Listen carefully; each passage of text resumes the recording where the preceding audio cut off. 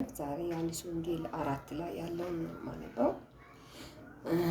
አንዲትም ሳምራዊት ውሃ ለመቅዳት ስትመጣ ኢየሱስ እባክሽ የምጠጣው ስጪኝ አላት። ደቀ መዛሙርቱ ምግብ ለመግዛት ወደ ከተማ ሄደው ነበር። ሳምራዊትም አንተ አይሁዳዊ ሆነ እኔን ሳምራዊት እንዴት ውሃ ጠጪኝ ትላለህ አለችው። ይህንን ማለቷ አይሁድ ከሳምራውያን ጋር ስለማይተባበሩ ነበር። ኢየሱስም የእግዚአብሔር ስጦታ ብታውቂና ውሃ ጠጪኝ የሚልሽ ማን መሆኑን ብትረጂ ኖሮ አንቺም በጠየቅሽኝ እርሷም የሕይወትን ውሃ በሰጠውሽ ነበር ሲል መለሰላት ኢየሱስ። ሴትዮዋም እንዲህ አለችው፣ ጌታ መቅጃ የለህም፣ ጉድጓዱ ጥልቅ ነው። ታዲያ ይህንን የሕይወት ውሃ ከየት ታገኛለህ? ለመሆኑ አንተ ይህን ጉድጓድ ከሰጠን ከአባታችን ከያዕቆብ ትበልጣለህን? እርሱ ራሱና ልጆቻችንም እንስሳትም ከዚህ ጉድጓድ ጠጥተዋል። ኢየሱስም እንዲህ ሲል መለሰላት፣ ከዚህ ውሃ የሚጠጣ እንደገና ይጠማል። እኔ ከምሰጠው ውሃ የሚጠጣ ግን ከቶ አይጠማም። እኔ የምሰጠው ውሃ በውስጡ የሚፈልቅ የዘላለም ሕይወት ውሃ ምንጭ ይሆናል። ሴትዮዋም ጌታ ሆይ እንዳልጠማና ውሃ ለመቅዳት እንዳልመላለስ እባክህ ይህንን ውሃ ስጠኝ አለችው። እርሱም ሂጂና ባልሽን ጠርተሽ ወደዚህ ተመለሽ አላት። ሴትዮዋም ባል የለኝም ብላ መለሰችለት። ኢየሱስም እንዲህ አላት፣ ባል የለኝም ማለትሽ ትክክል ነው። በእርግጥ 5 ባሎች ነበሩሽ። አሁን ካንቺ ጋር ያለው ባልሽ ስላልሆነ የተናገርሽው እውነት ነው። ሴትዮዋም እንዲህ አለችው፣ ጌታ አንተ ነቢይ እንደሆንህ አያለው። አባቶቻችን በዚህ ተራራ ላይ ስገዱ፣ እናንተ አይሁድ ግን ሰው መስገድ ያለበት በኢየሩሳሌም ነው ትላላችሁ። ኢየሱስም እንዲህ አላት፣ አንቺ ሴት በዚህ ተራራ ሆነ በኢየሩሳሌም ለአብ የምትሰግዱበት ጊዜ እንዲመጣ እመኚኝ። እናንተ ሳምራውያን ለማታውቁ ትሰግዳላችሁ፣ እኛ ግን ድነት ከአይሁድ ስለሆነ ለምናውቀው እንሰግዳለን። በእውነት የሚሰግድ ለአብ በመንፈስና በእውነት የሚሰግድበት ጊዜ ይመጣል፣ አሁንም መጥቷል። አብም እንደዚህ በእውነት የሚሰግዱለትን ይፈልጋል። እግዚአብሔር መንፈስ ነው፣ የሚሰግዱለት በመንፈስ በእውነት ሊሰግዱለት ይገባል። ሴትዮዋም ክርስቶስ የተባለ መሲህ እንዲመጣ አውቃለሁ፣ እርሱ ሲመጣ ሁሉንም ነገር ይነግረናል አለችው። ኢየሱስም የምነግርሽ እኮ እኔ እርሱ ነኝ ሲል ገለጠላት። በዚህ ጊዜ ደቀ መዛሙርቱ ተመልሰው መጡ ይልና ወደ ታች ወርጄ አነባለሁ። ሴትዮዋም ያደረግኩትን ሁሉ ነገረኝ። 39 ላይ ሴትዮዋም የነገርኩትን ሁሉ ነገረኝ ብላ ስለመሰከረች ከዚያ ከተማ ብዙ ሳምራውያን በእርሱ አመኑ። ስለዚህ ሳምራውያን ወደ እርሱ በመጡ ጊዜ አብረውት እንዲቆዩ አጥብቀው ለመኑት። እዚህም 2 ቀን ቆይ። ከዛም 2 ቀን ቆየ። ከቃሉም የተነሳ ሌሎች ብዙዎች አመኑ ይላል። እቺ ሴት ኢየሱስ ክርስቶስን ምንድን ነው የምትለው? ትጠይቀዋለች። አንተን ውሃ የሰጠኝ ከአብርሃም ትበልጣለህ? ከነ ይስሐቅ ትበልጣለህ? ብላ ኢየሱስ አጠገቧ ነው ያለው ትለዋለች ማለት ነው። እቺ ሴት በጣም የሚገርመው ነገር ለምታውቁ ትሰግዳላችሁ ትለዋለች። እቺ ሴት ምንድነው 5ቱ የሙሴ መጻሕፍት ነው የገባት ማለት ነው። አዳኙ ኢየሱስ አጠገቧ ቆሞ ያለው የነበረውን በቀድሞ በዚህ በሙሴ በ5ቱ መጻሕፍት በሙሴ በተጻፈው በ5ቱ መጻሕፍት ሕይወቷ ተይዟል ማለት ነው። በዚህ ታሪክ ነው የምታውቀው ማለት ነው። በዚህ ላይ ለምታውቁት ትሰግዳላችሁ አለ። የሳምራውያን መጽሐፍ ቅዱስ 5ቱ የሙሴ መጽሐፍት ብቻ የያዘ ነው። እውነተኛው አምላክ ያመልካሉ። ሙሉ ቃሉን አለመቀበላቸው ግን እግዚአብሔርን የሚያውቁት በጥቂቱ ነው። ለምን? እሷ የምታውቀው 5ቱ የሙሴ መጽሐፍ ነው። በዛ ነው የተያዘችው ማለት ነው። ሌላውን አታውቀውም። አዳኝ የሆነውን ክርስቶስ አጠገቧ ቆመዋል፣ ግን ልታውቀው አልቻለችም ማለት ነው። እሷ የምትፈልገው ለምሳሌ ውሃ የሚቀዳው እቺ ሴት 5 ባሎች አሏት። ከዚህ ከሳምራውያን ወይም ደግሞ ከአይሁዳውያን ሕግ ውጭ ነው። ሳምራውያንና አይሁዳውያኖች አይገናኙም። ለምን? አይሁዳውያኖች ከሳምራውያን ጋር ህብረት አይኖሯቸውም። ሳምራውያኖች ከሌሎች ስለተደበላለቁ ይጸየፏቸዋል። አይሁዳኖች አያገኟቸውም ማለት ከነሱ ጋር አይገናኙም። ስለዚህ ነው አንተ አይሁዳዊ ሆነ እኔ በያዝኩት ትጠጣለህ ማለቷ አይሁዳኖች ሳምራውያኖች ስለሚጸየፉ ማለት ነው። ኢየሱስ ይህንን ሰብሮ ነው የመጣው ማለት ነው። አጠገቧ አጠጭኝ ይላታል ንጉሷ ማለት ነው። አጠገቧ አላወቀችውም፣ ግን አጠገቧ ነው ያለው። ይቺ ሴት ሰው ውሃ የሚቀዳው 12 ሰዓት ነው። እሷ ግን ከሰው ጋር ያለ መገናኘት። ለምን? እቺ ሴት ምግባረ ብልሹ ሴት ናት። 5 ባሎች አሏት። አሁንም እሷ ጋር ያለው ባሏ አይደለም። እቺ ሴት ከህጉ ውጪ አግብታለች። ከህጉ ውጪ ነው የምትሰራው። ስለዚህ ሰዎች እንዳያገኙት ወይም ሰዎች እንዳያዩት ከሰዎች ጋር እንዳትገናኝ አጉል ሰዓት መታ ነው የምትቀዳው። በ6 ሰዓት ነው የምትቀዳው። ሰው በማይገኝበት ሰዓት ነው የምትቀዳው። ለምን? ከሰዎች ጋር መገናኘት አትችልም ማለት ነው። ስለዚህ እቺን ሴት ለማግኘት የዚችን ሴት ቀንበር ለመስበር የዚችን ሴት እስራት ለመበጠስ ኢየሱስ ክርስቶስ ቀድሞ ጠበቃት። እቺ ሴት ውሃ ለመቅዳት በሰዓቷ መጣች። ስትመጣ አሁን እንዳነበብኩ ሲነጋገሩ ይሰማል። ኢየሱስና እሷ አላወቀችውም። ከዛ በኋላ እሷ የሙሴ ሕግ ነው በሙሴ ሕግ ነው በነበረው ስርዓት የተያዘች ናት። በነበረው ስርዓት ነው የምታውቀው። 5ቱ የሙሴ መጽሐፍ ነው። በዛ ተይዛለች ሴትዮዋ ማለት ነው። ስለዚህ እናንተ ለማታውቁት ትሰግዳላችሁ ብላ ከኢየሱስ ጋር ስትከራከር እናያለን። ሳምራዊ ዕቃ መጠጣት በስርዓታቸው መሰረት የተከለከለ ነው። ሳምራውያን በነካው አይሁዳውያኖች አይጠጡም። ኢየሱስ ግን ውሃ ጠጭኝ አላት። ከአባታችን ከያዕቆብ ትበልጣለህ አለችው። በጣም የሚገርመው ከአባታችን ከያዕቆብ ላለፈ ታሪክ ያላት ከፍተኛ አክብሮት አላት። ላለፈው ታሪክ አክብሮት አላት። አሁን አጠገቡ ያለውን ግን ኢየሱስን አላወቀችው። ያለፈውን ነገር ነው የምታከብረው። ስለዚህ የሕይወት ውሃ ሰጥሻለሁ አለ። አሁንም እሷ በየ6 ሰዓቱ መታ እንዳትቀዳ ይሄ ውሃ ቤቷ እንዲያፈልቅላት ሊሆን ይችላል፣ አላቅም። የእሱ ሐሳብ እዚህ ጋር አልተጻፈም። ግን ስጠኝ አለችው። እሱ እያላት ያለው የሕይወት ውሃ እያላት ያለው ስለ መዳን ነው የሚያወራላት።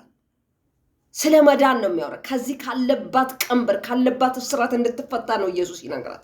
እሷ ደግሞ ውሃ የምትቀዳውን ይሄ በ6 ሰዓት ከሰው ጋር የሚያገናኛት ወይም በፀሐይ በ6 ሰዓት የምትመጣው እንዲያሳርፋት ነው የምትፈልገው ማለት። ከዛ በኋላ በጣም የሚገርመው ነገር በሙሴ መጽሐፍ ሕግ ብትያዝ በዚህ ባለፈው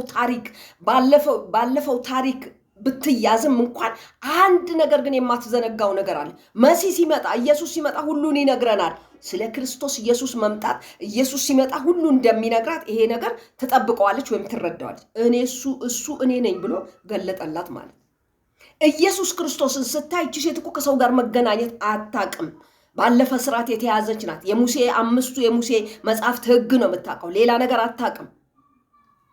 ግን ምን አደረገች? ባለፈው ሕግ ነው ያዕቆብ ቆፈረልኝ። በሰው ታሪክ ነው የተያዘችው፣ በሰው ስርዓት ነው የተያዘችው እቺ ሴት።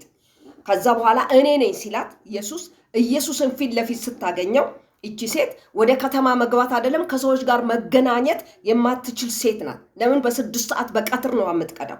ኢየሱስን ፊት ለፊት ስታገኘው ግን ምን አደረገች? ታሪኳ ተለወጠ። ጌታ የተባረከ ይሁን። ይሄን እውነት ተረዳችሁ ማለት የነበረው ያ የሙሴ 5ቱ መጽሐፍ ውስጥ የነበረው ባለፈው ታሪክ የተያዘችው ባለፈው ስርዓት የተያዘችው ስርዓቱ ኢየሱስን ስታገኘው ተበጣጠሰ። ወደ ከተማ ወረደች ይላል። ወደ ከተማ ወርዳ ኑ ጉዴ ነገረኝን ብላ ለሳምራውያን ነገረች። ሳምራውያንና አይሁዳኖች መገናኘት አይችሉም። ኢየሱስ በዛ ላይ ያልፍ ሲል እንኳን እንዳታልፍ ብለው ይከለክሉታል። ኢየሱስን ከልክለውታል። በጣም የሚገርመውና የሚደንቀው ነገር ግን ነገረቻቸው፣ ተከትለዋት መጡ ይላል። ብዙ አመኑ ይላል። ብዙ ሳምራውያኖች አመኑ። በክርስቶስ ኢየሱስ አመኑ ማለት። ይቺ ሴት ካለባት ከዚህ ከነበረው ነገር ተገላገለች። ኢየሱስን አገኘችው ማለት። እሷ ብቻ አይደለችም ያገኘችው፣ ሌሎችንም አመጣች ወደዚህ ይላል። ብዙ ሳምራውያን መጡ፣ ከክርስቶስ ኢየሱስ ጋር ተገናኙ ይላል። ጌታ የተባረከ።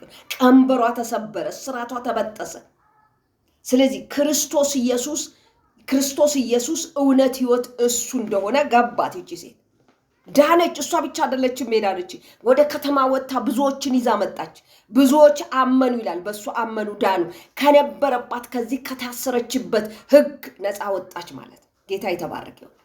ዛሬም እኛ የምናውቀው የሙሴ 5ቱ የሙሴ መጽሐፍቶች ውስጥ ያለውን በዚህ ስርዓት ባለፈው ነገር ተይዘናል ማለት ነው። አሁን ክርስቶስ ኢየሱስ ለኛ የከፈለው ገባት። ለሷ የከፈለው ዋጋ ሊከፈልላት ያለው ዋጋ የምትጠብቀው መሲህ መሆኑ ገባት ማለት ነው። የምትጠብቀው እሱ ሲመጣ ሁሉን ይነግረናል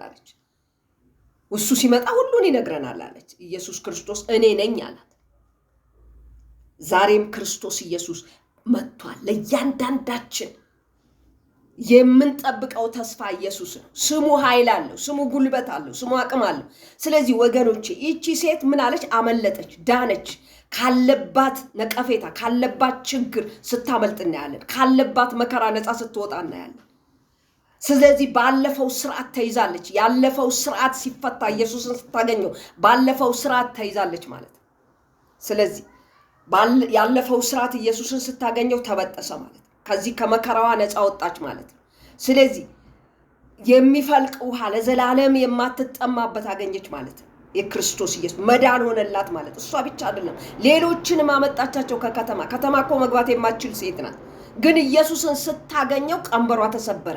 ኢየሱስን ስታገኘው የነበረባት መከራ ተወገደ። ፊት ለፊት ስታገኘው የመጣችለት እንስራዋን ጥላ ወደ ከተማ መሄድ ጀመረች። ይሄ ጉዴን የነገረኝ ኑዩ ብላለች። ሁሉም መጡ። ኢየሱስን ሲያዩት ይጠሉት የነበረው ህብረት በሳምራውያንና በአይሁዳን መካከል የነበረውን ያለ መገናኘት ገደቡን መታው ማለት ነው። ገደቡ ተመታ። ኢየሱስ ክርስቶስ ጌታ ነው። ዛሬም ኢየሱስ በእኛና በእግዚአብሔር መካከል ያለውን የጸብ ግድግዳ አፍርሶልናል ማለት ነው። ስለዚህ ክርስቶስ ኢየሱስ ስሙ ያው ነው። የሞተልን እሱ ነው። የተሰቀለልን እሱ ነው።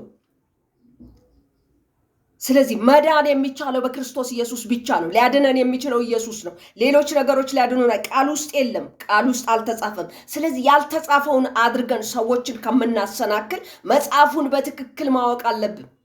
ለምንድን ነው ሰዎችን የምናሰናክለው? ያልተጻፈ ነገር ለምንድን ነው የምናነበው? ያልተባለ ነገር። የተሰቀለው ኢየሱስ ነው። የሞተው ኢየሱስ ነው።